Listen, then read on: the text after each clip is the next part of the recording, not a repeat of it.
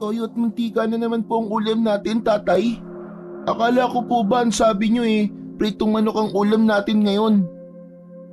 Pasensya ka na, Ronel ha. Di kasi kinuha nung pagbibentahan ko ng uling yung uling na bibili niya sana eh. Pero hayaan mo, kapag maraming nagpagamot sa akin bukas, pritong manok na ang ulam natin. Lahat ng tao dito sa San Isidro ay sa'yo nagpapagamot, Melchor. Ang daming nagpapagamot sa'yo tapos toyo at mantika lang ang ulam natin. Magkakasakit na tayo nito sa bato eh. Clara, hayaan mo na.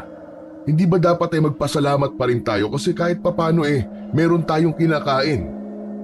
Yung iba nga dyan nagtitiis sa gutom, hindi ba? Sa isang maliit na kubo sa bayan ng San Isidro, nakatira ang albularyong si Melchor, kasama ang asawa niyang si Clara at ang nag-iisa nilang anak na si Ronel, na 13 taong gulang. Sa gitna ng maliit na lamesa ay naroon ang isang mangkok na may pinagsamang toyo at mantika. Sa kabila ng kahirapan, tahimik at masinop ang kanilang tahanan. Melchor, bakit parang kontento ka na sa ganitong buhay? Wala ka bang pangarap na makaahon tayo sa hirap kahit paano? Isa na nga lang ang anak natin tapos hindi pa natin mabigyan ng maayos na buhay. Siyempre hindi, Clara. Hindi ganitong buhay ang gusto ko para sa inyo ni Ronel. Alam kong marami kang natutulungan, pero hindi ba dapat na tinutulungan mo rin ang sarili mong pamilya? Bakit kasi hindi mo gawin ng matagal ko nang sinasabi sa iyo? Maningil ka ng malaki sa mga nagpapagamot sa iyo. Sinasayang mo ang galing mo sa panggagamot. Kung sa akin ibinigay yan, ay malamang mayaman na tayo ngayon. Clara, ilang beses ko na bang sinabi sa iyo na ang panggagamot ay hindi dapat iniisip na parang negosyo? Kung ang mga tao ay hindi kayang magbayad, tatanggihan ko ba sila? Hindi ko naman sinasabi na tanggihan mo sila. Pero pwede naman siguro na maningil ka ng mas malaki sa mga kaya namang magbayad. Tingnan mo ang iba. May mga albularyo na halos ginagawang negosyo ang kanilang panggagamot. Tingnan mo ang buhay nila ngayon. Maayos at palaging nakakakain ng masarap. Napatingin si Melchor kay Ronel. May awang humaplos sa puso niya. Masakit para sa kanya na ganun lamang ang pagkain na kaya niyang ibigay sa kanyang pamilya. Pero wala siyang magawa sapagkat hindi sapat ang perang meron sila upang makabili ng masarap na ulam. Tatay, hindi ba pwedeng kahit minsan lang po yung medyo masarap naman po ang ulam natin? Sina Pedro po kasi, madalas po adobong baboy po ang ulam nila o kaya naman po pritong manok. Minsan nagpupunta pa sila sa bayan para kumain po sa masasarap na restaurant. Ay nako, ganito ang gawin mo anak. Kapag isinubo mo yung kanin na may toyo at mantika, isipin mo na adobong baboy yan. Makikita mo, maglalasang adobo yan. Ginawa ni Ronel ang sinabi ng kanyang ama. Nang bumukas ang mga mata ni Ronel, ay sumimangot ito. O di ba anak? Lasang adobo, di ba? Hindi naman po Lasang toyo at mantika pa rin po Tay, sana po yumaman na tayo para masarap na po palagi ang ulam natin. Anak, hindi lahat ng bagay sa buhay ay makukuha sa pera o sa masarap na pagkain. Maituturing na nating malaking biyaya na buong pamilya natin at wala tayong sakit. Pero tatay, lagi na lang po tayong ganito. Baka pwede naman na minsan maningil ka ng malaki sa mga nagpapagamot po sa inyo para naman kahit papano po hindi naman puro toyo at mantika na lang po ang ulam natin. Ronel anak, ang kakayahang manggamot ay isang biyaya na hindi dapat sinisingil ng higit sa kayang ibigay ng tao. Kapag naningil tayo ng malaki at pinagkakitaan natin ang kakayahan ko, baka isang araw mawala na ito sa akin.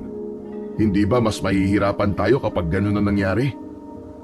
Nahihirapan na nga po tayo ngayon pa lang Malalim na napabuntong hininga si Melchor. Alam niyang hindi madali para sa kanyang anak at asawa ang ganong klase ng buhay.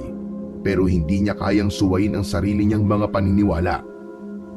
Mabuti pa ang anak mo. Marunong intindihin ang sitwasyon natin.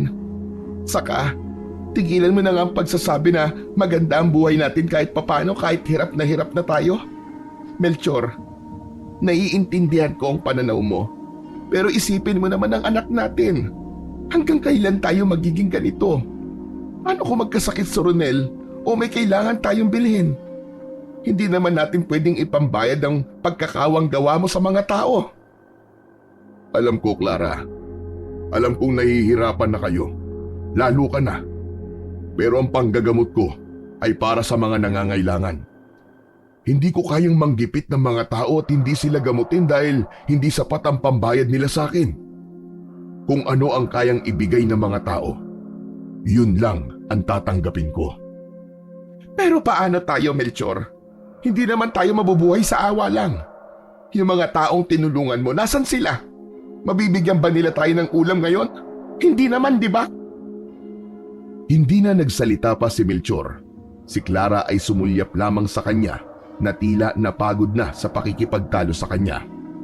Habang si Ronel naman ay muling bumalik sa pagkain ng walang imik. Matapos kumain ay tumayo na si Melchor at naglakad papunta sa bintana na nasa gilid ng kanilang bahay. Tinanaw niya ang malayong kabundukan. Alam niyang tama si Clara sa maraming bagay, pero matagal nang nakatanim sa kanyang puso ang prinsipyo na ang panggagamot ay hindi para sa sariling kapakinabangan. Matagal niya nang inalay ang kanyang kakayahan sa Diyos at sa bayan ng San Isidro.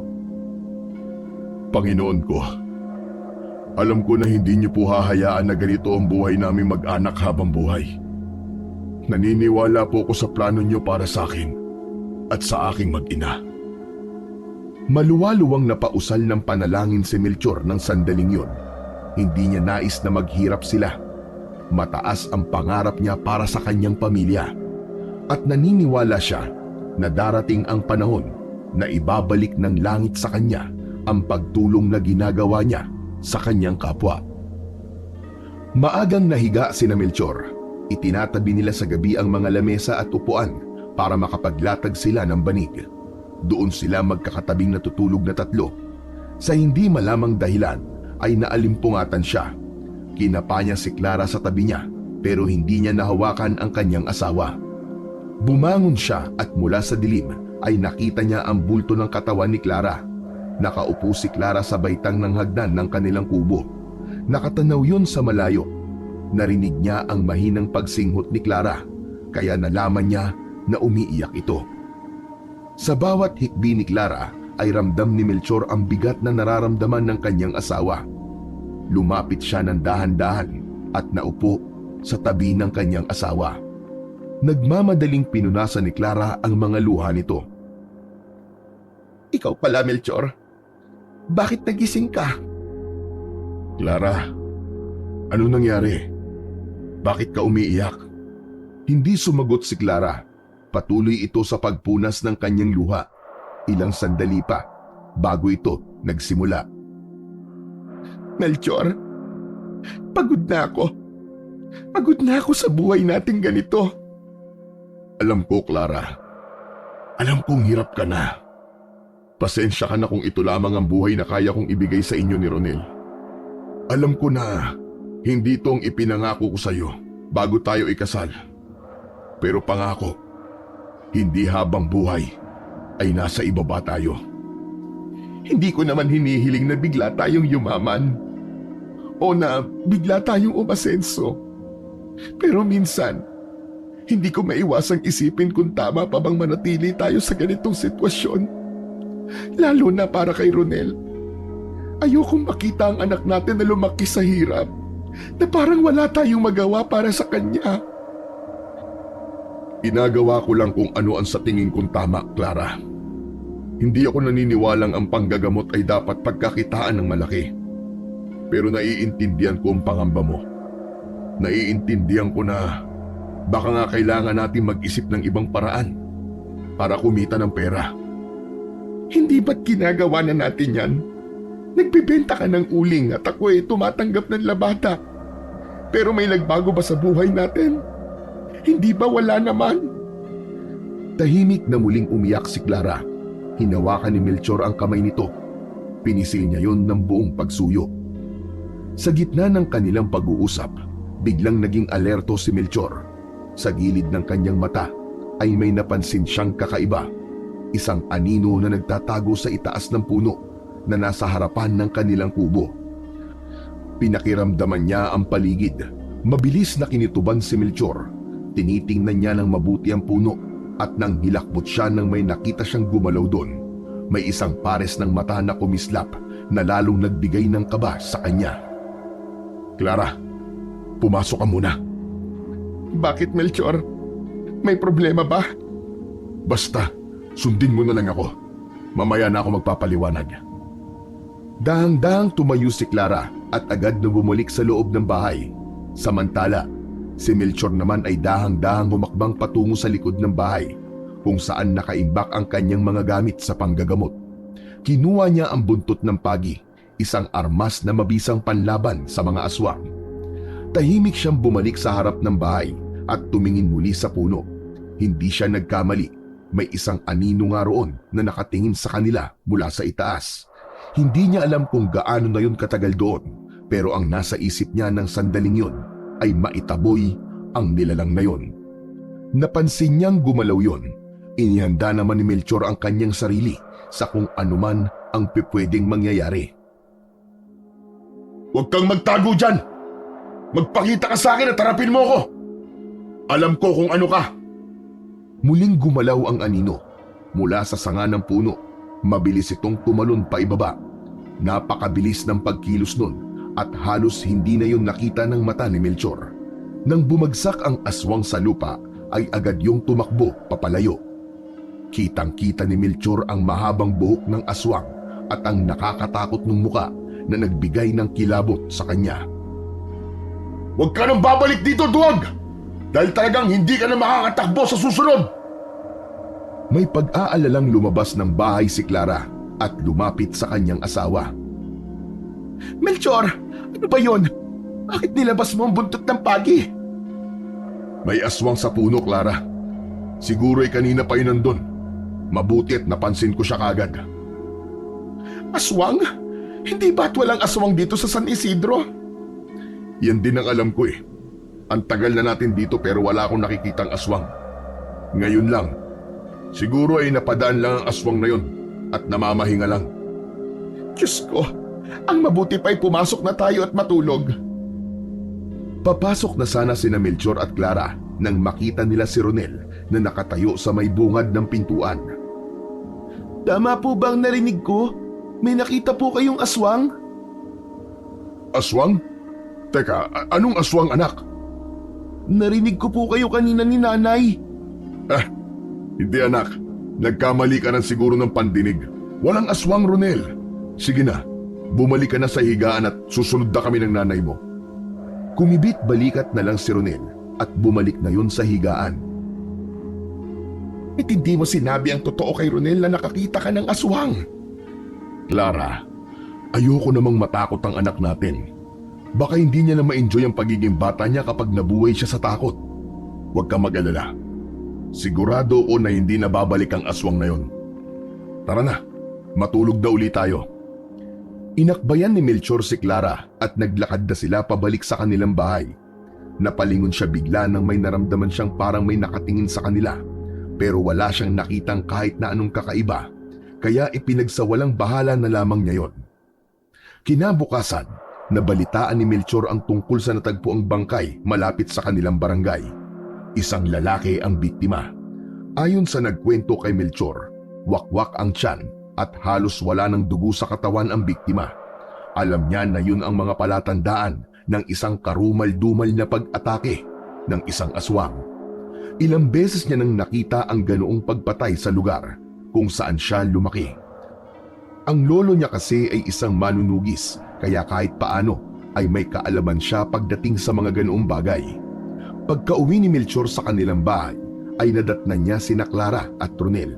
Abala sa pagluluto ang asawa niya, habang si Ronel naman ay nag-aaral.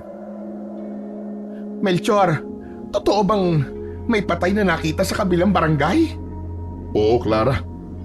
Lalaki ang biktima. Nakita malapit sa may palayan kaninang madaling araw. Hindi ko nga maisip kung anong klaseng halimaw ang kayang gumawa ng ganun eh. Halimaw? Halimaw po ang pumatay dun sa lalaki, tatay. Oo anak, ayoko sanang sabihin sa'yo mga ganitong bagay pero mas makabubuti kung alam mo nangyayari ngayon para makapag-ingat ka rin. Anak, kagabi, may nakita kami ng nanay mo na isang aswang. Malakas ang kutob ko na siya ang pumatay dun sa lalaki sa kabilang barangay. Kaya simula ngayon anak, kailangan nating maging mas maingat. Huwag na kayong lalabas kapag gumagabi na. Lalo ka na. Walang kahit anong dahilan para lumabas ka ng bahay pagkatapos ng takip silim. Naiintindihan niyo ba ako? Pero tay, paano kung may mga kaibigan po ako na gustong maglaro? Mahilig pa naman kami maglaro ng tagu-taguan tuwing gabi, lalo na po kapag walang pasok sa susunod na araw. Hindi na pwede yun ngayon anak. Delikado sa labas. Lalo na kung gabi. Hindi natin alam kung sino ang susunod na biktima. At ayoko anak na isa sa inyo ng nanay mo ang maging biktima. Ronel, makinig ka sa tatay mo. Tama siya. Hindi na dapat tayo lalabas kapag gabi na. Pero Melchor, hanggang kailan kaya tayo matatakot ng ganito? Tahimik na tumingin si Melchor kay Clara. Alam niyang iniisip nito kung bakit hindi siya kumikilos bilang albularyo para tugisin ang halimaw. Sa dami ng kanyang karanasan noon, siya ang unang nilalapitan ng mga tao kapag may ganung uri ng problema. Clara, mahirap labanan ng ganung uri ng nilalang ng mag-isa lang. Hindi rin kasi to basta-basta. Pero sa tingin ko, ay kailangan ko lang ang kumilos. Anong ibig mong sabihin, Melchor? Kailangan ko ng kumilos, Clara. Hindi pwedeng wala akong gawin lalo na't may banta ng panganib dito sa San Isidro. Dahil sa aswang na yon. Ayoko. Hindi ako pumapayag. Hindi mo na kailangan gawin yan. Wala nang ibang mahalaga kundi ang kaligtasan mo. Hindi ka na dapat magsugal ng buhay mo para sa mga bagay na hindi mo na responsibilidad. Clara, hindi ko rin gustong mangyari to. Pero may mga bagay na hindi ko kayang pabayaan na lang. Kung hindi ako kikilos, sino ang kikilos? Kahit paano ay meron akong kaalaman sa pagtugi sa mga aswang. Ginagawa ko na ito noon sa lugar namin nung binata pa ako. Melchor, sapat na ang nagawa mo noon. Hindi mo kailangan isakripisyong sarili mo ngayon. Kami ni Ronel ang kailangan mong protektahan. Kung may masamang mangyari sa'yo, paano na kami? Kapag ipinilit mo yung gusto mo. Sige, iiwanan ka namin ni Ronel. Doon na lamang kami maninirahan sa bahay ng mga magulang ko. Saglit na nanahimik si Melchor at huminga ng malalim. Ramdam niya na seryoso si Clara sa mga salitang binitiwan nito. Oo na, sige na. Hindi na ako makikialam. Hahayaan ko na lamang si Kapitan gumawa ng paraan para solusyonan ang problema ng lugar natin ngayon. Ayokong malayo sa inyo at ayoko rin na sumama ako sa inyo sa bahay ng mga magulang mo. Hindi ako pwedeng umalis dito sa San Isidro dahil mawawalan ng manggagamot dito. Salamat, Melchor. Ayoko lang naman na mapahamak ka. Hindi ko kaya kapag nawala ka sa amin ng anak mo. Ngumiti si Melchor at tumango. Hinaplos niya ang kamay ni Clara, ngunit sa loob ng utak niya ay isang bagay ang nananatiling maliwanag. Hindi pwedeng wala siyang gawin. Kahit sinabi niya kay Clara na hindi niya tutugisin ang aswang, ay alam niya na kailangan pa rin niya yung gawin. Isang hapon, habang may ginagamot na batang lalaki si Melchor, ay napansin niya na kanina pa nakatayo si Clara sa labas ng kubo nila. Nakatingin yun sa kanya na para bang may nais siyang sabihin. Nang matapos na sa panggagamot si Melchor, ay saka pumasok si Clara upang kausapin siya. Melchor, may kailangan pala akong sabihin sa'yo. Kanina ko pa nga napapansin eh. Ano ba yun? Yung pinatay na lalaki ng aswang ay asawa pala ng kumare nating si Nena. Ano? Si Berto? Oo, si Berto nga. Magpapaalam ako sa'yo na mamayang gabi ay magpupunta ako kina Nena para makipaglamay. Nakakahiya kasi kung hindi ako magpapakita ron. Clara, alam mo namang delikado ang lumabas ng gabi ngayon, di ba? Maiintindihan ka naman siguro ni Kumaring Nena. Nakakahiya pa rin. Si Nena ang madalas kong utangan kapag kinakapos tayo. Kung ganun sasama ako sa'yo. Mas mabuti na kasama mo ko para hindi ako nag-aalala sa'yo. Kung sasama ka sa akin, sino ang kasama rito ni Ronel? Hindi pwedeng sumama si Ronel doon dahil may pasok pa siya sa school bukas. Pero delikado, Clara. Hindi ako kampante na payagang kitang lumabas ng gabi lalo na ngayong may banta ng aswang dito sa atin. Hindi agad sumagot si Clara. Nararamdaman ang pagtutol ng asawa. Alam niyang mahalaga kay Melchor ang kanilang kaligtasan. Ngunit ang pagkawala ng asawa ni Nena ay napakalaking bagay para sa kanya. Naiintindihan ko naman ang pag-aalala mo, Melchor. Pero hindi naman ako mag-isa. May mga kasama ako. Sila Ising, Marta, at yung iba pa nating kapitbahay. At saka hindi naman ako uuwi ng mag-isa. Kahit na may kasama ka, Clara, hindi ibig sabihin na ligtas na kayo. Alam mo naman kung gaano kalakas ang aswang. Hindi sila basta-basta natatakot kahit na maraming tao. Huminga ng malalim si Clara at tumitig sa kanya. Pangako, hindi naman ako magtatagal doon. Magpapakita lang ako kay Nena tapos uuwi na ako. Siguro naman hindi aatake ang aswang kapag maaga pa at marami pang tao sa labas. Ay nako, mukhang hindi na talaga kita mapipigilan. Kung ganon, siguraduhin mo lang na hindi ka magtatagal, ha? Oh, salamat Melchor. Huwag ka mag-alala dahil mag-iingat ako. Basta ikaw muna ang bahala kay Ronel habang wala ko rito sa bahay, ha? Patulugin mo siya ng maaga. Tinitigan ni Melchor si Clara ng ilang sandali bago bumuntong hininga. O sige, mag-iingat ka, asawa ko, ha? Hihintayin kita rito sa bahay mamaya. Isang matamis na ngiti ang isinagot ni Clara. Hinaplos nito ang pisngi ni Melchor. Napansin ni Melchor na tila malungkot ang mga mata ng asawa niya. Pero inisip niya na baka dahil lang yun sa pagkamatay ng asawa ni Nena. 10:00 na ng gabi, ilang beses nang sumilip si Melchor sa bintana.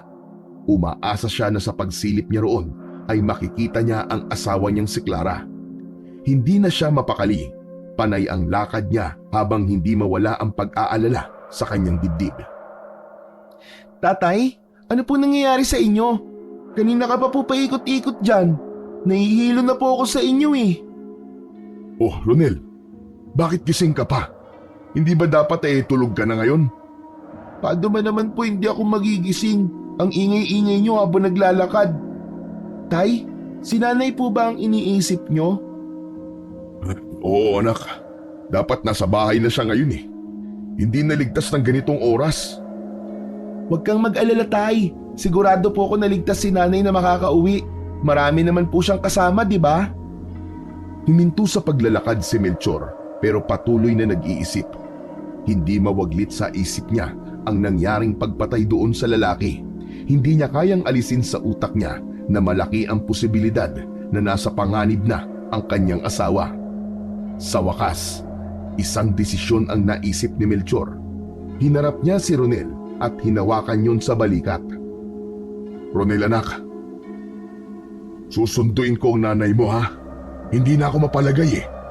Huwag kang lalabas ng bahay kahit na anong mangyari, ha? Iiwan niyo po akong mag-isa rito sa bahay? Oo, mabilis lang ako, anak. Babalik din kagad ako. Pero tay, natatakot po ako eh. Baka biglang pumasok po dito yung aswang. Hindi basta-basta pumapasok ang aswang sa isang bahay, anak. Kinuha ni Melchor ang buntot ng pagi. Inabot niya yon kay Ronel. Sa pagkakataong yon, nais niyang gamitin yon ni Ronel. Ano pong gagawin ko rito sa buntot ng pagi, tatay? Ikaw na muna ang humawak niyan para lumakas ang loob mo. Kung sakali man na may aswang na pumasok, ay huwag kang magdadalawang isip na hatawin siya niyan gamit ang buntot ng pagi, ha? Pero sigurado ako na wala namang aswang ang papasok dito sa bahay. Huwag kang matakot, anak. Kailangan ko lang talagang sunduin ang nanay mo. Alalang-alala na ako eh. Pero hindi po ba? Ikaw ang dapat na magdala nito kasi baka mamaya may aswang po kayong makasalubong dun sa labas. Kaya ko ang sarili ko, anak. Huwag kang mag-alala sa akin. O siya, kailangan ko nang umalis. Sige po, tay. Bilisan niyo lang po, ah. Pangako, anak. Pagkalabas ko ikandado mong pinto at huwag kang magpapapasok ng ibang tao. Ngumiti si Melchor ng bahagya habang pilit na itinatago ang kanyang pag-aalala sa harap ng anak. Isang malalim na hininga ang binitawan niya bago siya lumabas ng bahay. Mabilis ang lakad ni Melchor sa madilim na daan. Tanging liwanag mula sa buwan ang nagbigay ng gabay sa kanya. Habang naglalakad ay naramdaman niya na lalong bumibigat ang kanyang pakiramdam, para bang may mangyayaring hindi maganda. Habang naglalakad si Melchor sa gilid ng daan ay bigla siyang natigilan. Sa di kalayuan may nakita siyang tila isang katawan na nakahandusay sa lupa. Pigil ang kanyang paghinga. Unti-unting lumapit si Melchor. Maya-maya pa, isang nilalang pa ang dumating at yumuko sa katawan ng tao na nakahiga sa lupa. Nang ilang di pa na lamang ang layo ni Melchor, ay nakita niya ang duguang katawan ng isang nilalang na nilalantakan ang laman loob ng biktima nito. Huling-huli ni Melchor sa akto ang aswang habang kinakain nito ang isang tao. Sandaling natigilan si Melchor, ngunit alam niya na hindi pwedeng tumayo lamang siya at manood. Nag-ipon siya ng lakas ng loob. Dumampot siya ng bato. Hoy! Diablong buwang! Tigilan mo yan! Agad na napalingon ang aswang. Kita sa mukha nito ang galit. May umaagos pang dugo sa gilid ng bibig nun. Buong lakas na binato ni Melchor ang aswang. Tinamaan yun sa mukha. Huminto yun sa pagkain at mabilis na tumayo. Tumakbo ang aswang at tinahak ang kakahuyan hanggang sa hindi niya na yun nakita pa. Iniwan nito ang biktima nito na nakahiga sa lupa. Hindi na hinabol ni Melchor ang aswang. Sa halip, agad siyang lumapit sa biktima nito. Nakita niya na gumagalaw pa yon at naisip niya na baka maaari pa niya yung maisalba. Ngunit sa bawat hakbang niya, parang isang mabigat na pakiramdam ang bumabalot sa kanya. Nang tuluyang makita ni Melchor ang muka ng biktima, bumagsak ang kanyang mga tuhod sa lupa. Clara! Clara! Ang asawa niyang si Clara ang nakahandusay sa harap niya. Duguan at halos wala ng buhay. Puno ng malalalim na sugat ang katawan ni Clara at ang tiyan ay may malaking wakwak. Nanlalambot si Melchor sa kanyang pagkakaupo sa tabi ng kanyang asawa. Hindi siya makapaniwala. Parang hindi totoo ang lahat ng kanyang nakita. Melchor, asawa ko. Hindi makapaniwala si Melchor na sa kabila ng pinsalang natamo ni Clara ay nagawa pa nung makapagsalita. Mabilis niyang hinawakan ng isang kamay ng kanyang asawa. Huwag ka na magsalita, Clara. Hihingi ako ng tulong. Kailangan mo madala sa ospital. Ikaw na ang bahala kay Ronel. Huwag mo siyang papapayaan. Huwag ka magsalita ng ganyan. Tayong dalawa pa rin na mag-aalaga sa anak natin. Parang awa mo na. Clara! Clara, lumaban ka, Clara! Pakiramdam ni Melchor ay gumuho ang mundo niya nang ipikit na ni Clara ang mga mata nito. Kumawala ang kamay nito mula sa pagkakahawak sa kanya. Clara! Clara, wag! Wag, Clara! Clara! Clara! Umiyak habang sumisigaw si Melchor. Pumatak ang mga luha mula sa kanyang mga mata at umaagos pababa sa kanyang pisngi. Parang dinurog ang puso ni Melchor. Pakiramdam niya'y nawalan siya ng saysay na mabuhay. Hindi niya na alam kung saan siya kukuha ng lakas. Isang bagong damdamin ang umusbong sa kanyang dibdib. Ang galit. Sinisiguro niya na magbabayad ang aswang na pumatay sa kanyang asawa. Sa sandaling yon, ipinangako ni Melchor sa kanyang sarili na hahanapin niya ang halimaw at gagawin niya ang lahat para maipaghiganti ang kanyang mahal na asawa. Dahil sa malakas na sigaw at pag-iyak ni Melchor, ay isa-isang naglabasan ang mga tao. Lahat ay nagulat nang makita ang nangyari kay Clara. Ngunit walang ginawa ang mga yon, kundi ang tumingin lang sa nagluluksang si Melchor. Huling gabi na ng lamay ni Clara, ngunit hindi pa rin makapaniwala si Melchor na wala na ang kanyang asawa. Nakaupo si Melchor sa isang sulok ng kanilang bahay. Hawak niya ang bote ng alak. Simula nang mamatay si Clara ay wala siyang ibang ginawa kundi ang maglasing na parabang yun na lang ang tanging paraan para maibsan ang lungkot na kanyang nararamdaman. Hindi niya pinansin ang mga tao sa paligid at ang mga bisitang nagluluksa sa lamay ng kanyang asawa. Maya-maya pa ay lumapit si Ronel sa kanya. Bakas sa mukha nito ang pag-aalala. Tay, ubos na po ang kape at biskwit. Wala na po akong maibigay sa mga nakikipaglamay. Ano kung ubus na? Bakit? Handaan ba ito? Kung nandito lang sila para magkape at kumain, mas mabuti pang umalis na lang sila. Tama na po ang pag-inom, Tay. Kailangan ko po ang tulong niyo sa pag-aasikaso sa mga tao. Yan lang ang gagawin mo, nagrereklamo ka pa? Hindi naman po ako nagrereklamo, pero Tay, Pwede ba, Ronel? Umalis ka sa harapan ko. Hindi ako natutuwa sa sinasabi mo, ha? Alis ka na yan. kung gusto niyo po ay dadalang ko po kayo ng pagkain dito.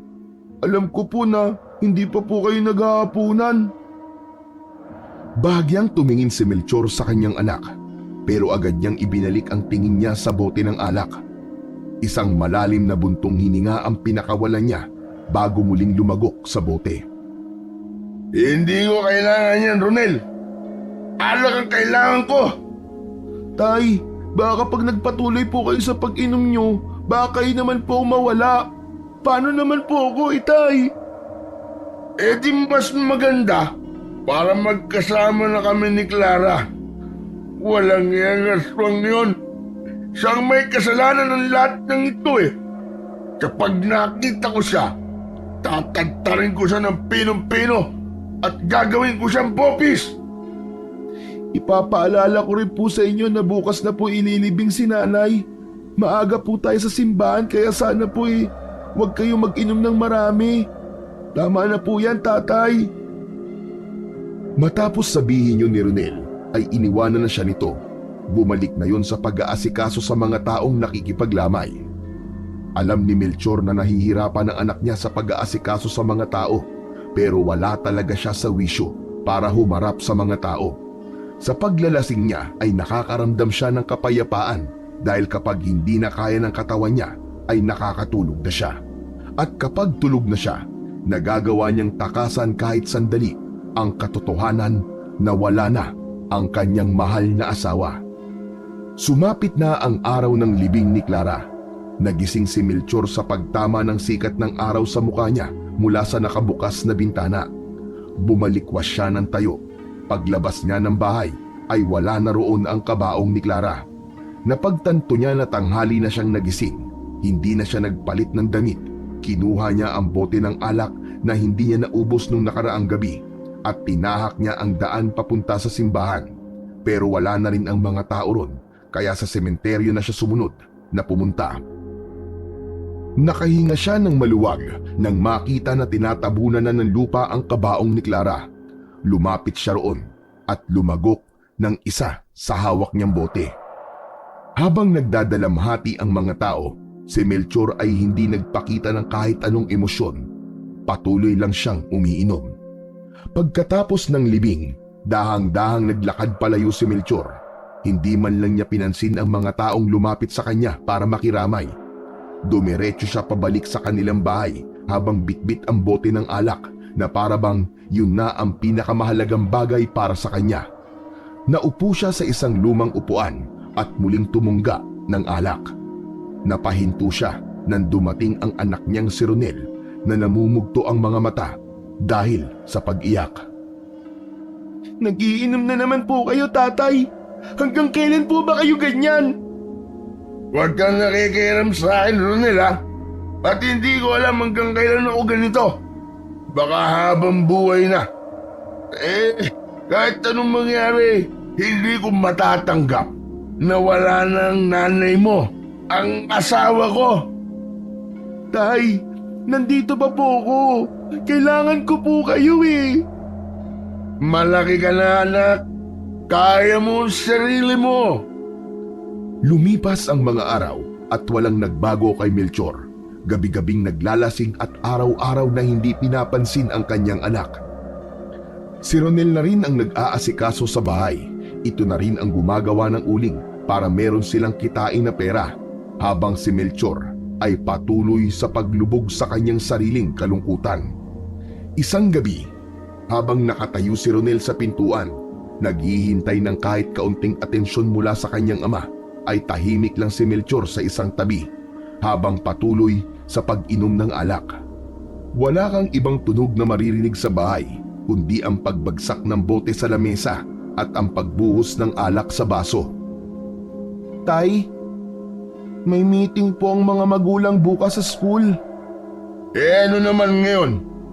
Kailangan niyo daw pong pumunta, tay, para po kasi yun sa recognition day namin. Third honor po ko, tatay. Nako, hindi ako makakapunta. Malamig na tiningnan ni Melchor ang kanyang anak. Nangilid ang luha sa mga mata ni Ronel, pero agad nito yung pinunasan gamit ang palad nito. Sige po, tay. Ayos lang po.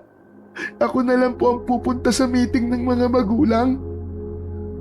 Nagpatuloy sa paglalasing si Melchor. Hindi pa rin mawala sa isip niya ang itsura ni Clara nang makita niya yun ng gabing naging biktima ito ng aswang.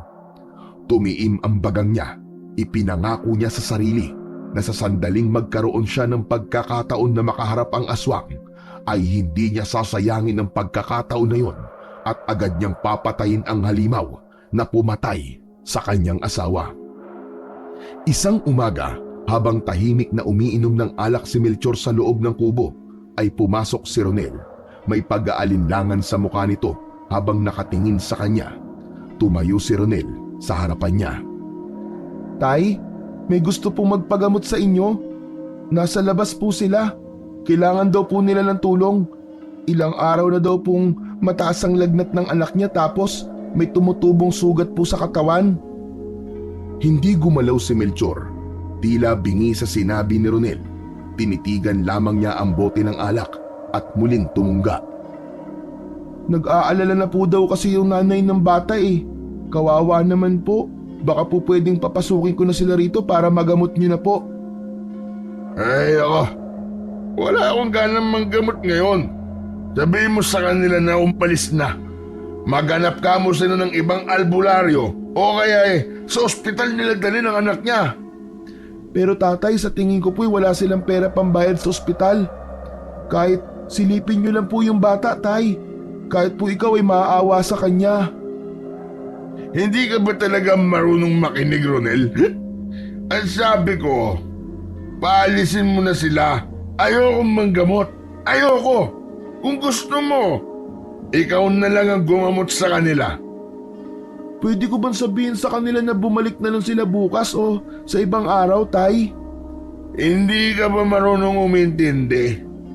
Wala sabi akong ganang manggamot at baka hindi na ako manggamot kahit kailan. Pero tay, mukhang masama po talaga ang kalagayan ng bata eh. Kung marunong lang po akong manggamot, ako po ang gagamot sa kanya. Sinabi kong ayoko, di ba? Wala akong pakialam kung mamatay man sila sa labas. Bahala sila sa buhay nila. Napaatras si Ronel sa gulat. Bumakas ang takot sa mukha nito habang nangingilid ang mga luha.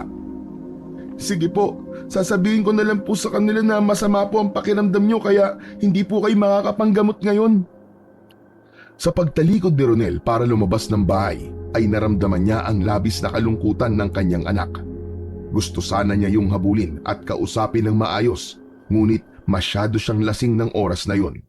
Pakiramdam niya kapag tumayo siya ay mabubuwal na siya. Mula sa loob ng ay narinig ni Melchor ang paghingi ng paumanhin ni Ronel sa magpapagamot sa kanya. Bahagya siyang nakonsensya, ngunit nang maalala niya na tiningnan lang siya ng mga tao nung makita niya ang kanyang asawa na nakahandusay nung kinain ito ng aswang, ay tama lang ang naisip niya na tanggihan ang magpapagamot na batang lalaki na nasa labas ng kanilang kubo. Malamig ang hangin ng gabing yon habang palakad-lakad si Melchor sa San Isidro. Tangan niya ang isang bote ng alak na wala ng laman. Hindi niya alam kung saan siya magpupunta, pero ang gusto niya ay maglakad hanggang sa mapagod siya. Uminom siya kanina sa bahay pero hindi siya inantok. Kaya naisipan niyang maglakad at baka kapag napagod siya ay makaramdam siya ng antok. Napahinto sa paglalakad si Melchor nang makarinig siya ng mahihinang ungol ng isang babae na parang nahihirapan. Nanggagaling yun sa masukal na bahagi sa kaliwa niya. Sino nandyan? May tao ba dyan? Wala siyang nakuwang sagot. Tumahimik na ang buong paligid. Hindi kayang baliwalain ni Melchor ang kanyang narinig. Naisip niya na baka may taong nangangailangan ng tulong. Pumasok siya sa kasukalan at hindi nagtagal ay may nakita siyang babae na nakahandusay sa lupa. Puno ng putik ang katawan at damit ng naturang babae. Miss, ano nangyari sa'yo? Hindi agad sumagot ang babae. Nang bumukas ang mga mata ng babae, ay agad din yung pumikit. Pinulsuhan ni Melchor ang babae at nalaman niya na buhay pa yun at nawalan lang ng malay. Hindi na nagdalawang isip si Melchor na buhatin ang babae at dalhin sa bahay nila. Wala si Ronel sa bahay kaya mag-isa niyang pinunasan ang babae hanggang sa mawala kahit paano ang putik nun sa katawan. Wala na siyang nagawa kundi ang palitan ng damit ng babae. Isinuot niya rito ang isa sa mga bestida ni Clara. Doon na nakita ni Melchor ang ilang pasa ng babae sa braso at hita. Meron din sa leeg at sa muka. Maya-maya pa ay dumating na si Ronel. May dala yung pagkain. Tay, sino po ang babaeng yan? Hindi ko rin alam eh. Nakita ko lang siya kanina sa kasukalan. Patay na po ba siya? Hindi anak. Nawalan lang siya ng malay. Bantayan mo muna siya. Magpapainit lang ako ng tubig. Sa tingin ko nilalagnat siya. Kailangan niyang mapunasan ng maligamgam na tubig para bumaba ang lagnat niya. Kapag nagkamalay na siya, tawagin mo kagad ako anak. Nagtungo si Melchor sa likod ng kubo kung saan naroon ang kanilang lutuan. Nagpabaga siya ng uling sa kalan at nagsalang ng takuri na may lamang tubig. Hindi pa man kumukulo ang tubig ay narinig na niya ang pagsigaw ni Ronel. Tay! Tay, gising na po! Nagmamadaling bumalik sa loob ng kubo si Melchor. Naabutan niya ang babae na nakaupo. May takot sa mga mata nun at bahagyang nanginginig ang buong katawan. Nilapitan ni Melchor ang babae. Sino kayo? Bakit ako nandito? Ako si Melchor at ito naman ang anak kong si Ronel. Nakita kita kanina sa kasukalan. Miss, ano palang pangalan mo? Salome. Ako si Salome. Saan ka pala nakatira? Iatid ka na namin sa bahay mo. Ayoko. Ayoko nang bumalik doon. Parang awa mo na. Huwag mo na akong ibalik sa bahay namin. Bakit? Ano nangyari sa'yo? Tsaka, bakit puro pasa ang katawan mo? Tumakas ako sa bahay namin dahil sinasaktan ako ng bagong asawa ng nanay ko. Bukod pa ron, ilang beses niyang pinagtangkaan na halayin ako. Kaya mas pinili kong tumakas na roon. May awang humaplos sa puso ni Melchor nang marinig niya ang kwento ni Salome. Naramdaman niya na nagsasabi yun ng totoo. Kung ganun, ilalapit kita kay Kapitan Tano. Matutulungan kanya na magsumbong sa mga pulis para maipakulong mo ang gumawa niyan sa'yo. Hindi! Ayoko! Pulis ang gumawa nito sa akin. Baka mapahamak lang ako kapag nagsumbong pa kayo sa mga pulis. Pakiusap, dito na lang muna ako sa inyo maninirahan. Wala akong mapupuntahan. Nagkatinginan sina Melchor at Ronel. Nakita ni Melchor na may pag-aalinlangan sa mata ng anak niya. Ngunit labis ang awa niya para kay Salome. Malambot ang puso niya pagdating sa mga babaeng naaabuso dahil ganoon ang sinapit ng nanay niya noon sa tatay nila. Walang problema, Salome. Maaari ka manatili rito sa bahay namin hanggat gusto mo. Pagpasensyaan mo na lang kasi maliit lamang ang kubo namin. Ayos lang kahit maliit ang bahay. Basta sigurado ako na ligtas ako at hindi na makakaranas ng pang-aabuso. Maraming salamat sa iyo, Melchor. Napakabuti mo. Ligtas ka rito, Salome. Hindi ka masasaktan dito. Napayuko na lamang si Salome na para bang nahihiya. Iniwanan na muna ni Melchor at Ronel si Salome. Lumabas sila ng kubo para makapag-usap. Tay, sigurado ka ba sa pagpapatira rito sa atin kay Salome? Oo anak, nakita mo naman ang kalagayan niya, di ba? Takot na takot siya. Desperada na siyang makakita ng lugar kung saan wala nang mananakit sa kanya. Pero tay, hindi kaya tayo naman na mapahamak? Paano kung hanapin siya ng pamilya niya? Tapos akusahan tayo na kinidnap natin siya o kaya baka hindi siya nagsasabi ng totoo at may gawin siyang masama sa atin. Sa tingin ko anak ay wala tayong dapat na ikatakot kay Salome. May kakayahan tayong tulungan siya, kaya ibibigay natin yun sa kanya. Ewan ko ba tay? Pero iba ang pakiramdam ko kay Ate Salome. Nagtataka lang kasi ako kung bakit ang bilis niyang magtiwala sa atin. Huwag kang masyado mag-isip sa kapwa mo, Ronel. Dahil kapag ikaw ang nalagay sa sitwasyon niya, lahat ay gagawin mo para lang makawala sa hindi magandang sitwasyon na kinaroroonan mo. Natulog sina Melchor at Ronel sa isang sulok ng kubo. Bilang babae si Salome ay binigyan nila ito ng espasyo para hindi sila magkakatabi sa pagtulog. Kinaumagahan, nagising si Melchor na wala si Salome sa loob ng kubo. Ang buong akala niya ay umalis na ito pero nang lumabas siya ay nakita niya yun na nagluluto ng almusal sa likod. Magandang umaga, Melchor. Pasensya na kung nakialam na ako sa mga pagkain niyo ha. Maaga kasi ako nagising kaya naisipan ko na magluto na ng almusal para makatulong ako sa inyo kahit papano. Nako, hindi mo na kailangan gawin yan, Salome. Ang dapat na ginagawa mo ay magpahinga. Maayos na ang pakiramdam ko. Ang sarap nga ng tulog ko kagabi. Kagabi lang ulit ako nakatulog ng ganun kasi alam ko na wala nang mga aabuso sa akin. Hindi ko lubos maisip ang pinagdaanan mo. Base sa mga pasamo sa katawan, alam ko na grabe ang ginawa sa'yo ng lalaking yun. Ayoko nang ikwento dahil kapag naaalala ko, ay natatakot lang ako. Hindi mo na kailangang ikwento pa kung hindi mo kaya, Salome. Sige na, ako na magpapatuloy sa ginagawa mo. Bumalik ka na sa loob ng kubo. Napakabait mo talaga, Melchor. Ang swerte siguro ng asawa mo sa'yo dahil may asawa siya na kagaya mo. Hindi nakapagsalita si Melchor sa sinabi ni Salome. Iniwanan na siya nito sa lutuan. Natahimik siya dahil bigla niyang naalala si Clara, ang kanyang asawa na namayapa na. Hindi niya naiwasan ang maging emosyonal at maluwa-luwa pa siya habang nakatitig sa kawalan. Sa loob ng 3 araw ay nasanay na kagad si Melchor na kasama nila sa bahay si Salome. Kahit hindi niya ito inuobliga na gumawa ng mga gawaing bahay, ay kumikilos pa rin ang babae. Masipag si Salome at sa tingin ni Melchor ay mapagkakatiwalaan.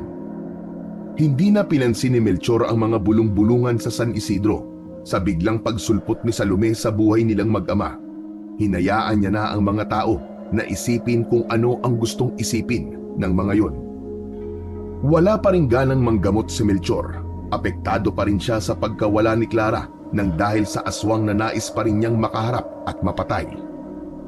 Isang hapon, gaya ng nakasanayan ay nag-iinom na naman si Melchor sa isang sulok ng kubo.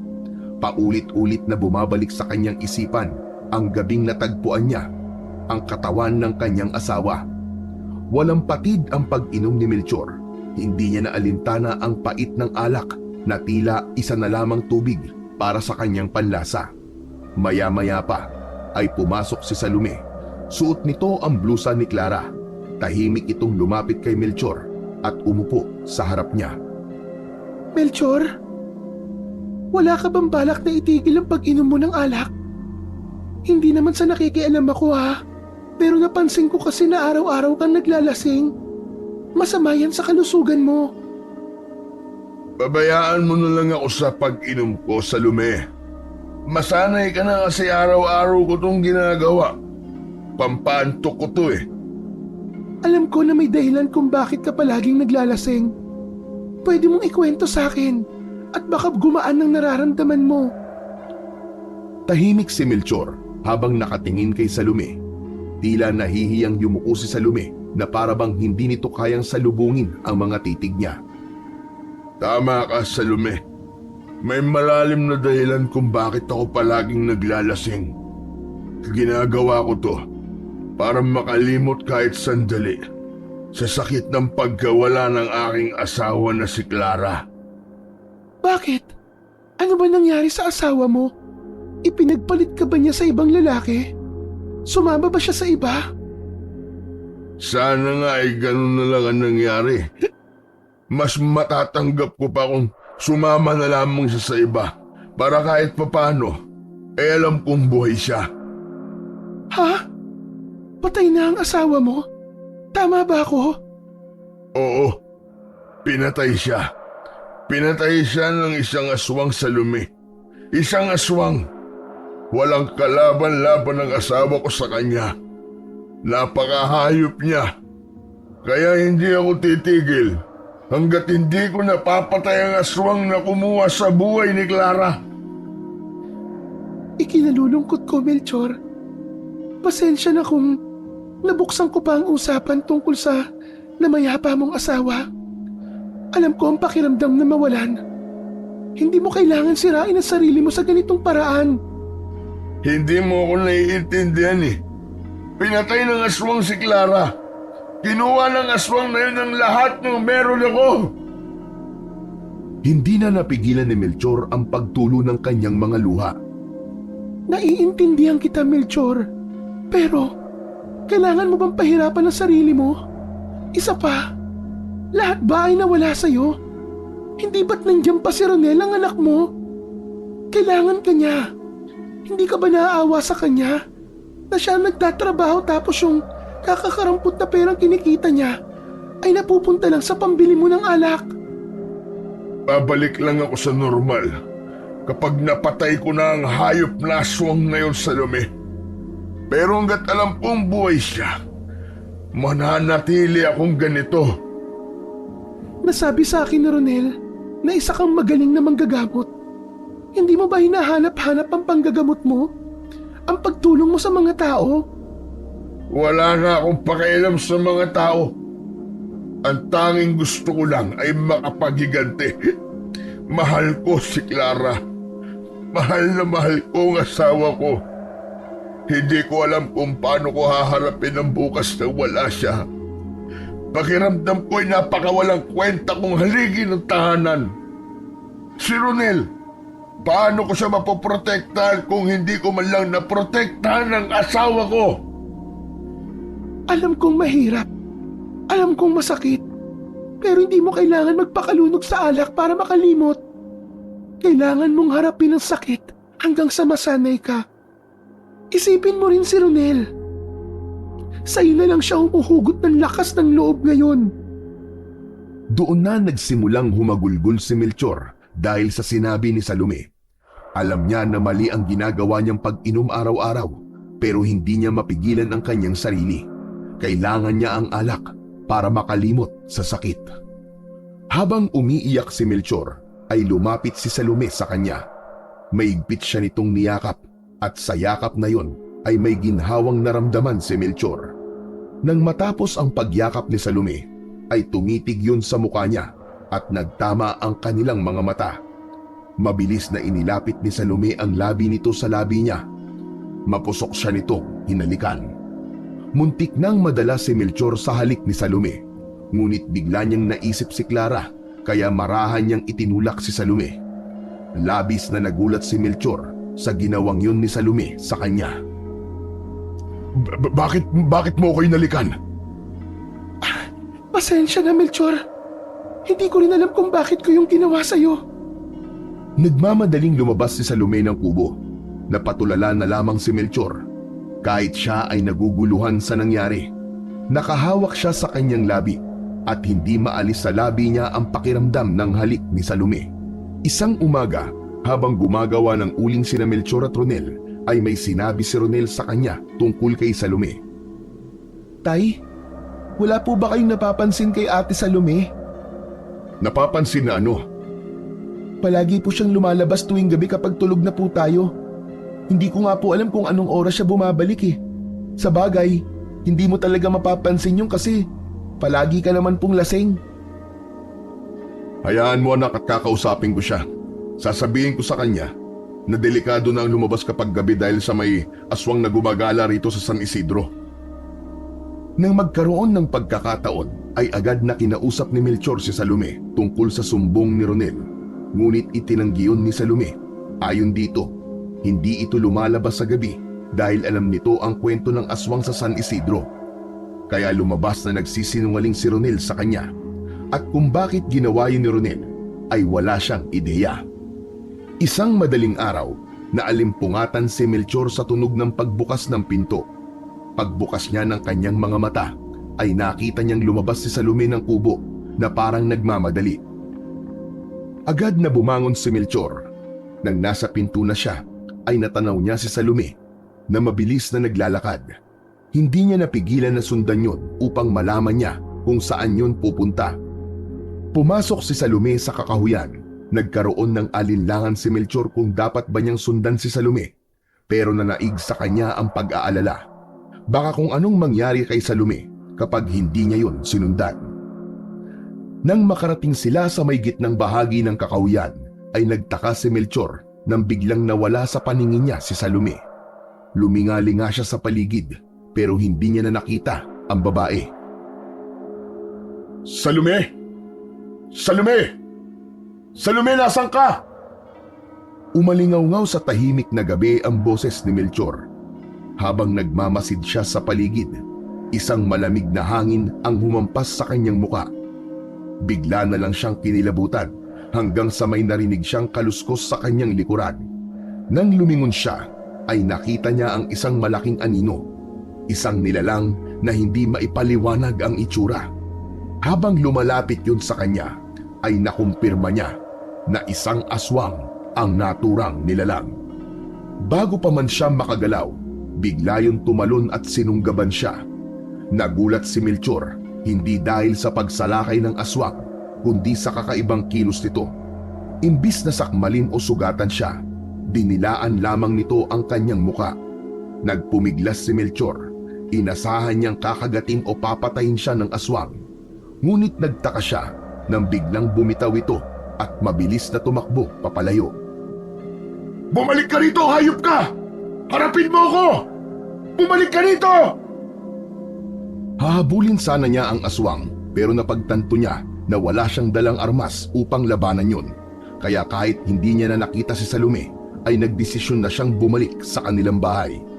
Pagbalik ni Melchor sa bahay ay wala pa rin si Salome roon. Sinubukan niyang hintayin ang babae, ngunit nakatulog na lang siya ay hindi pa rin bumabalik si Salome. Kinaumagahan, bumungad kay Melchor ang balita na may natagpo ang bangkay sa San Isidro, isang biktima ng aswang. Nagmamadali siyang bumalik sa bahay at agad niyang hinanap si Salome na tila walang kamalay-malay sa mga nangyari. Salome, may nahanap na naman bangkay kanina. Pinatay ng aswang. Sino? Isang matandang lalaki. Natagpuan siya kaninang madaling araw sa may kakahuyan. Tumigil si Salome at sumulyap kay Melchor. Tahimik ang kilos nito pero may kakaibang lamlam sa mga mata niya. Salome, bakit ka madalas lumalabas tuwing gabi? Ano ba talaga ang ginagawa mo? Alam kong nagsasabi ng totoo si Ronel dahil nakita kita kaninang madaling araw na lumabas ng bahay. Nagpahangin lang ako, Melchor, yun lang.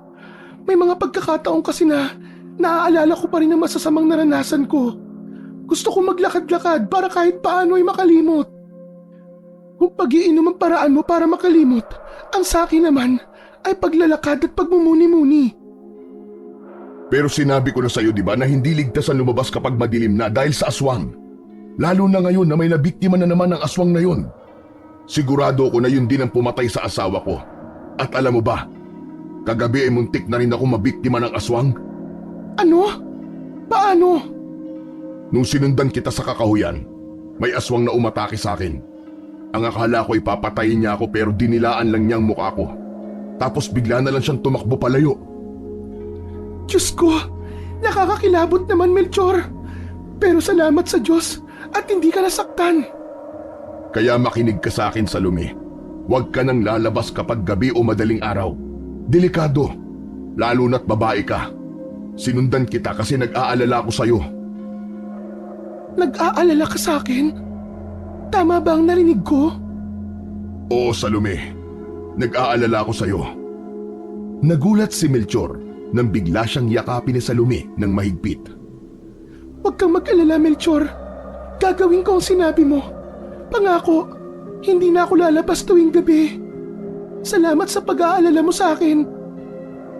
Para kay Melchor ay walang mali siya ang pag-aalala niya kay Salome. Normal yun sa kanya dahil nakatira si Salome sa bahay niya. Ano man ang mangyari rito na masama ay siya ang may kargo kapag nagkataon. Nang matapos siyang yakapin ni Salome ay may inabot itong pera sa kanya.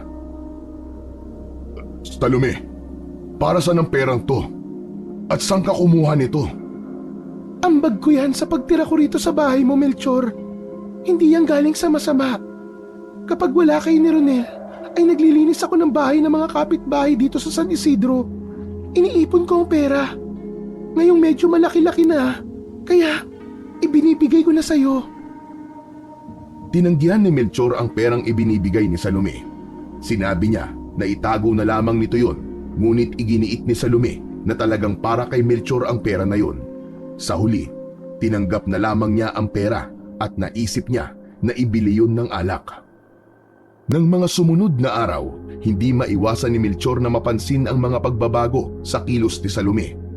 Palagi yung nakangiti sa kanya. Mas madalas na rin siya nitong kausapin kahit walang kakwenta-kwentang bagay. Kapansin-pansin din ang pagiging maasikaso nito, lalo na sa kanya.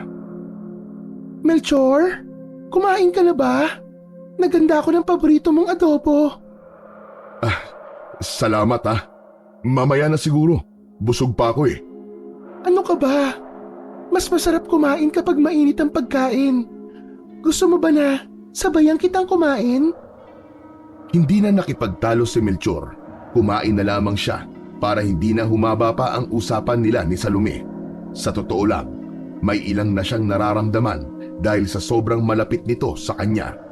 Sa mga nakalipas na gabi, nahuhuli pa rin ni Melchor na umaalis si Salome. Kapag sinusundan niya ito, ay palagi na lang yung nawawala.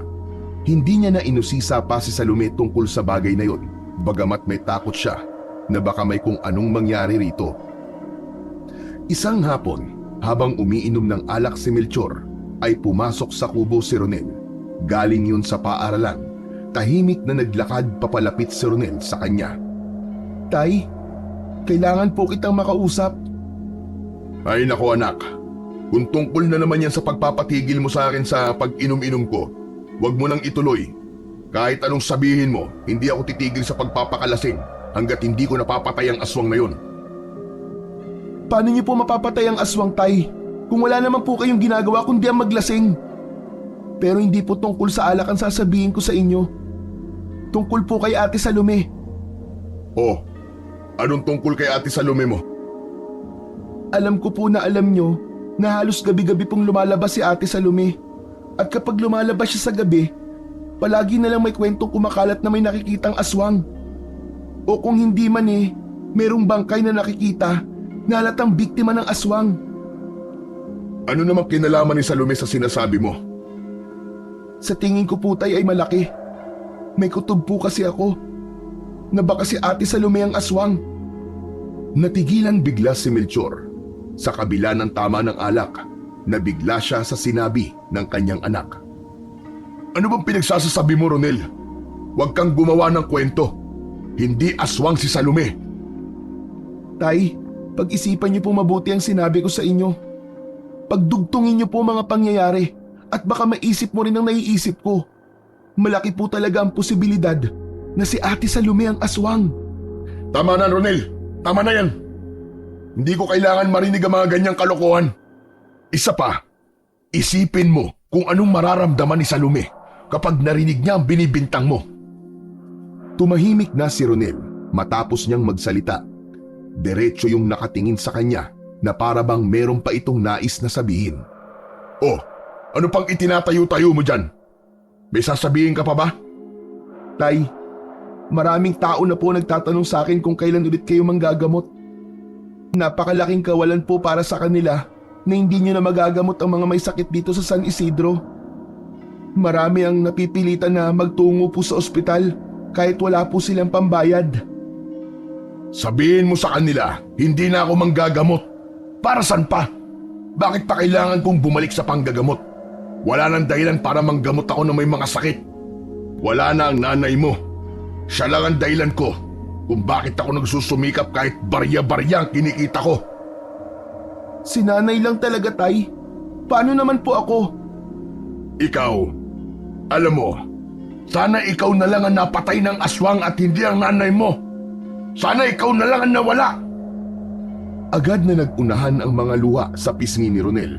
Gusto pa sanang bawiin ni Melchor ang mga sinabi niya, ngunit dumating na si Salome. Umalis si Ronel sa harapan niya at umupo sa isang sulok ng kubo. Ano nangyari? Bakit umiiyak si Ronel? Hindi sinagot ni Melchor ang tanong ni Salome. Lumabas siya ng bahay at naglakad-lakad habang may dalang isang bote ng alak. Kinabukasan, nagising si Melchor na malabo pa ang isipan dahil sa labis na pag-inom. Hinaplos niya ang kanyang ulo dahil sa pananakit nun. Tumayo siya at napansin niyang tahimik ang paligid. Lumabas siya ng kubo at hinanap si Ronel. Ngunit hindi niya yun nakita. Bagkus, si Salome ang nakita niya. Nagluluto yun sa likod ng bahay. Salome, nakita mo ba si Ronel? Hindi eh. Pagising ko'y wala na siya. Hindi ba maaga siyang pumasok sa eskwelahan? Imposible. Alas 7 siya ng umaga umaalis eh. Biglang kinabahan si Melchor. Nagmamadali siyang bumalik sa loob ng kubo. Tiningnan niya ang kahon kung saan nakalagay ang mga damit ng anak niya. Nanlumo siya nang makita na kakaunti na lamang ang laman nun.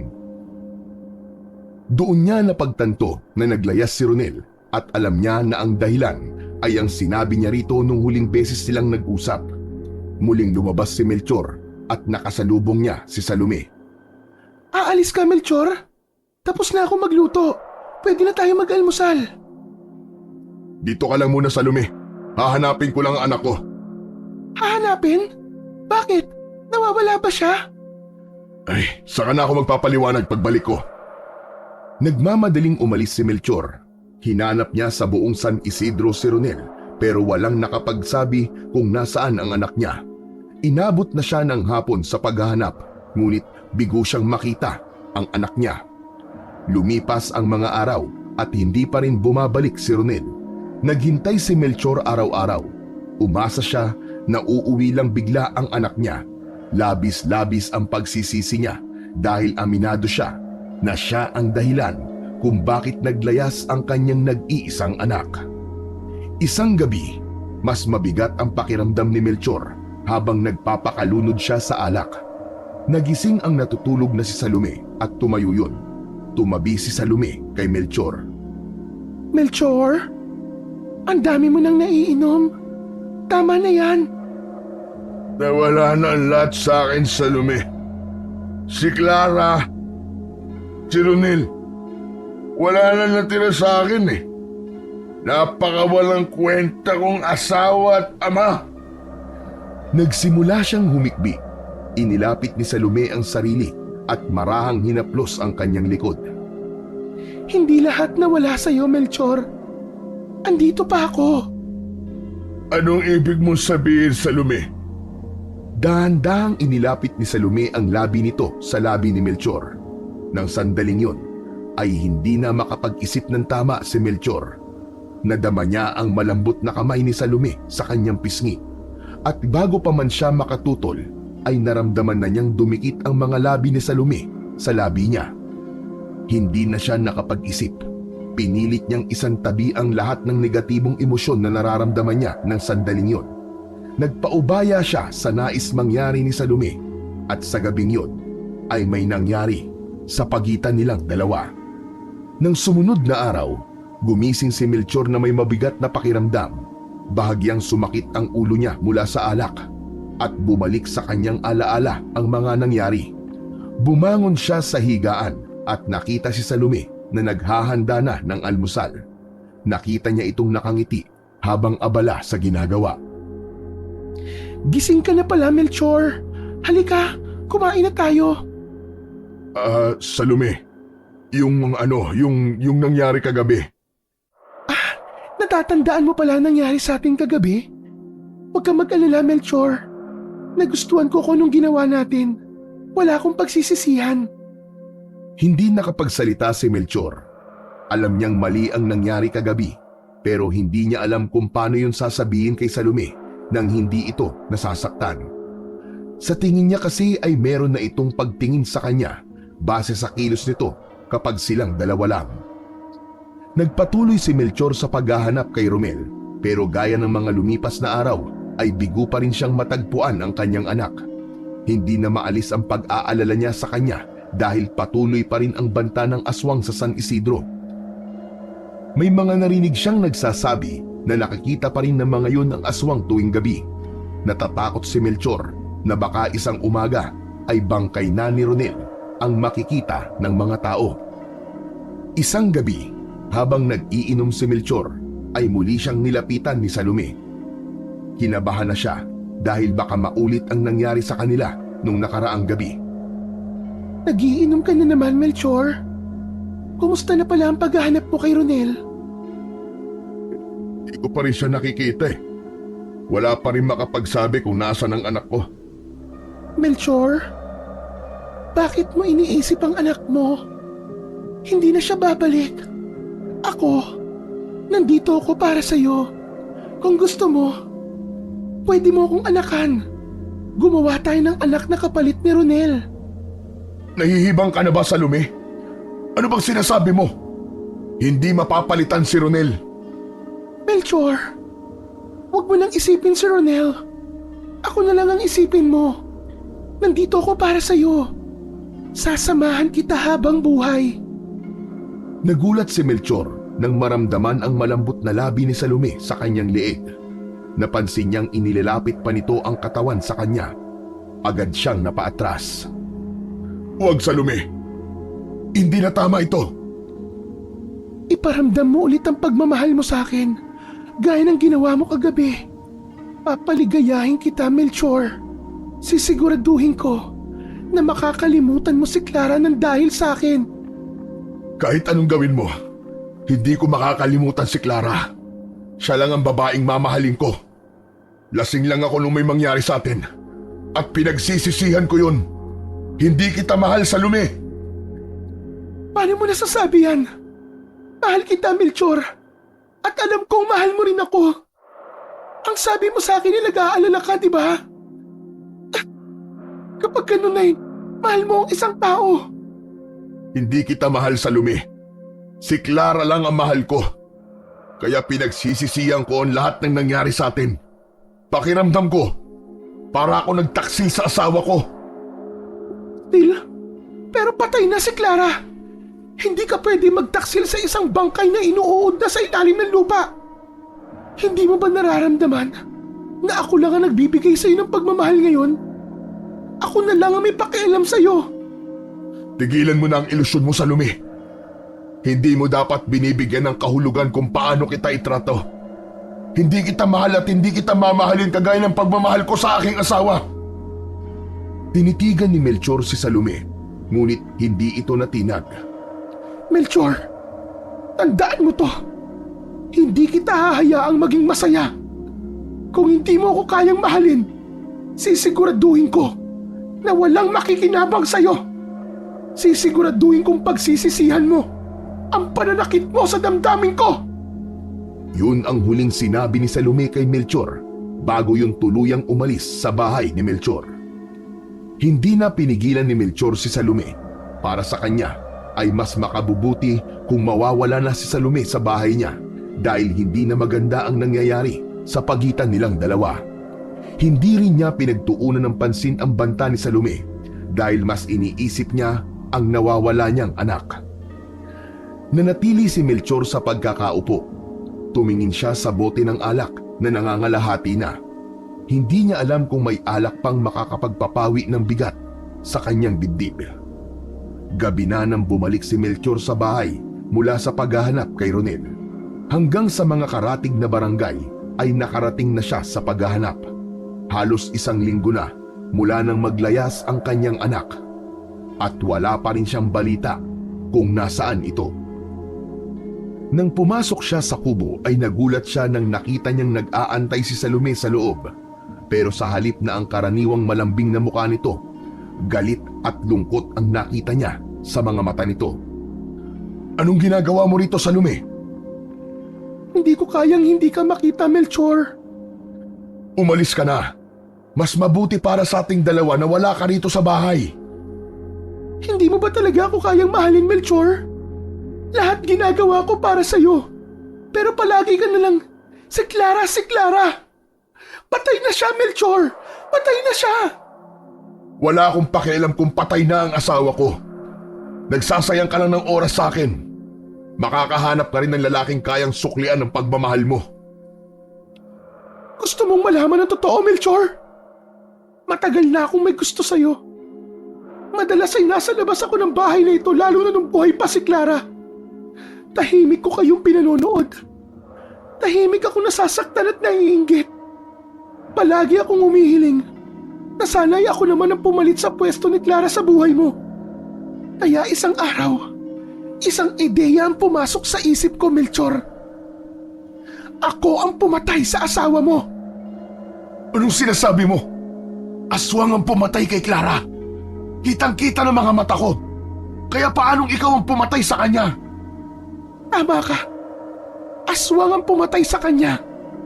At ako ang aswang ngayon, Melchor. Sinungaling ka, Salome. Hindi totoo yan. Ginugulo mo lang ang utak ko. Ayaw mo bang maniwala? Hinubad ni Salome ang suot nitong damit at sa isang iglap ay unti-unting nagbago ang anyo ni Salome. Ang mga kuko nito ay humaba. Ang mga mata ay nagdilim at naging matalim. Nagkaroon ito ng matatalim na ngipin. Hindi makapaniwala si Melchor sa kanyang nasaksihan. Doon niya nalaman na isang aswang si Salome. Mabilis na nag-isip si Melchor. Tumakbo siya sa may pinto upang kunin sa likod nun ang buntot ng pagi. Ngunit nanlumo siya nang malaman niya na wala na roon ang mga armas na ginagamit niya sa pakikipaglaban sa aswang. Nagulat siya nang biglang sumulpot si Salome sa harap niya. Mabilis siya nitong sinakal at itinaas sa ere. Nagpumiglas si Melchor. Alam niya na kapag nagtagal ang pagkakasakal sa kanya, ay malaki ang posibilidad na mamatay siya. Parang awa mo na, Salome! Pakawalan mo ako! Parang awa mo na! Mahal kita, Melchor. Pero kung hindi ka magiging akin, mas mabuti pang mamatay ka na lang. Kitang-kita ni Melchor ang puot sa mga mata ni Salome. Sa pagkakataon na yun, ay tinanggap na niya na yun na ang kanyang katapusan. Sa isip niya ay humingi siya ng tawad kay Clara dahil hindi niya naalagaan ng maayos ang kanilang anak na si Ronel. Pumikit si Melchor, kasunod nun ang pag-agos ng kanyang mga luha. Unti-unti na siyang kinakapos sa hangin ng isang pamilyar na boses ang kanyang narinig. Pakawalan mo ang tatay ko! Nagmulat agad si Melchor nang marinig niya ang sigaw ni Ronel. Hawak nito ang nawawalang buntot ng pagi. Walang pagdadalawang isip na hinampas ni Ronel ng buntot ng pagi ang likod ng aswang ng paulit-ulit. Napasigaw si Salome ng dahil sa sakit at nabitawan nito si Melchor. Bumagsak si Melchor sa sahig habang habol ang paghinga. Humahabol ng hininga habang hinahampas pa rin ni Ronel si Salome. Mabilis na nilapitan ni Ronel si Melchor. Sa kabila ng sakit at mga sugat ay tumayo si Salome. Galit na galit yung nakatingin sa kanilang mag-ama. Salamat at bumalik ka, Ronel. Dahil hindi na ako mahihirapang patayin kayo ng tatay mo. Kinuha ni Melchor kay Ronel ang buntot ng pagi at pinalayo niya ang kanyang anak. Sa tingin mo ba papayag ako na pati ang anak ko ay patayin mo? 1 taon 3 buwan at 4 na araw kong hinintay ang pagkakataon na makaharap ang iswang na pumatay sa asawa ko. Wala akong kaalam-alam. Nakasama ko lang pala sa bahay ang hinahanap ko. Hindi mo ko kayang patayin, Melchor. Mahina ka. Isa ka lamang lasinggerong albularyo. Wala kang ibang alam gawin kundi ang maglasing at magpakalunod sa alak. Mabilis na sumugod si Salome, ngunit naging mas mabilis si Melchor. Isang malakas na hampas ng buntot ng pagi ang tumama sa tagiliran ng aswang. Napasigaw si Salome ng dahil sa sakit at bago pa ito makabawi, Muling hinataw ni Melchor si Salome. Tuloy-tuloy ang pagtama ng buntot ng pagi sa katawan ni Salome. Doon ibinuhos ni Melchor ang buong galit niya. Ang bawat hampas niya kay Salome ay tila unti-unting pinapawi ang galit at sakit na matagal nang nasa puso niya. Unti-unting bumagsak si Salome sa sahig. Duguan yun at puno na ng sugat. Kinuha ni Melchor ang itak. Sinamantala niya ang pagkakataon na nanghihina na ang aswang. Tumayo siya sa harapan ni Salome. Hinawakan nito ang binti niya at nagmamakaawang tumingin sa kanya. Melchor! Mahal na mahal kita! Hindi kita mahal, halimaw ka! Mamatay ka na! Isang malakas na sigaw ang pinakawalan ni Melchor at kasunod doon ay ang buong lakas niyang itinarak ang itak sa dibdib ng aswang. Nangisay si Salome hanggang sa tuluyan na yung binawian ng buhay. Nanghihinang napaupo si Melchor. Umiiyak na yumakap si Ronel sa kanya. Sorry, Tay! Sorry po! Sorry kung naglayas po ako at iniwan ko kayo dito! Ako ang dapat na humingi ng tawad sa iyo, anak. Hindi totoo na nagsusumikap ako sa buhay para lang sa nanay mo. Nabigla lang ako sa mga nasabi ko, anak. Alam ng Diyos kung gaano ko kagusto na makaahon tayo sa hirap para makaranas ka ng maginhawang buhay. Tiningnan nila ang aswang.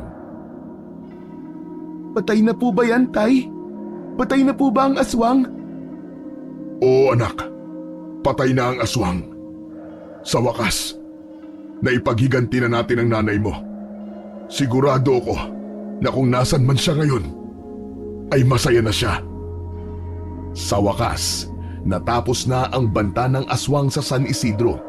Ang balita tungkol sa pagpatay ni Melchor at Ronel sa aswang na si Salome ay mabilis na kumalat sa kanilang lugar. Nagpasya ang lokal na gobyerno na kilalanin ang sakripisyo ni Melchor at Ronel. Bilang pagkilala sa kanilang kabayanihan, binigyan sila ng pondo mula sa gobyerno. Ang pera ay ginamit nila upang bumili ng isang lupa na tinaniman nila ng palay. Nagkaroon ang mag-ama ng matatag na kabuhayan dahil doon. Inihinto na ni Melchor ang pag-inom at kasunod nun ay bumalik na rin siya sa pagiging albularyo na ginagamit niya sa pagtulong sa mga kababayan niyang may karamdaman. Unti-unting bumangon ang San Isidro mula sa madilim na nakaraan at ngayon ay puno na ng liwanag at pag-asa ang bayan na yon.